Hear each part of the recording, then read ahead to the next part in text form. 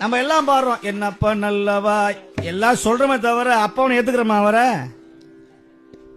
சட்டம் போப்பாங்கிறான். அவரை பாட்டு தான் வாயில பாடுறோம், என்னப்பா நல்லவா எந்தாயும் அல்லவா பொன்னப்ப நல்லவாங்கிறோம்.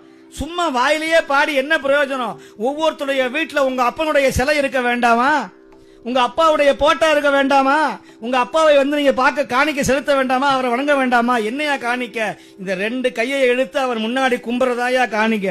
நடராஜான்னு சொன்னா அவங்க 2 கையும் தலைக்கு மேல ஏறணும். அது செஞ்சா போதும்.